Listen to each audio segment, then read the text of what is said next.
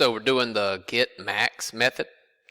It's going to help us find the range, which can help us, kind of figure out, well, the range, number one. Also figure out like what's the kind of outlierish values, right? What are the furthest home runs hit? What are the shortest home runs hit? We can get an idea of those.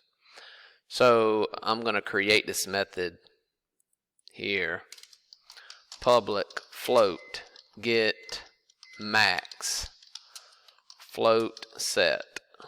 Alright, so that's just my data set.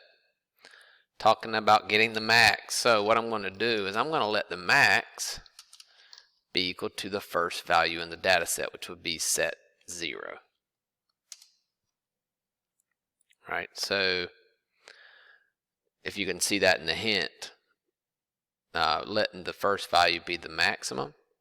And then I'm going to, for int I equals 1, remember these are the indices, the indexes, right? Plural is indices, but for the array, and as long as I is less than set.length.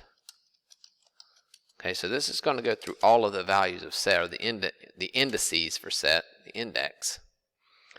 And I'm going to say the if statement, which is what was in the hint. If set I is bigger than the current maximum, then I want to set the maximum equal to that current value. Right, max equals set I. And then I'm going to return the max. Okay? So I'm going to come back up here.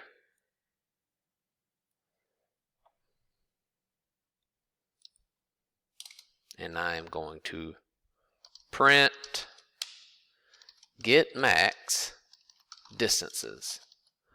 So I'm calling this method getMax. It should give me the furthest home run distance hit.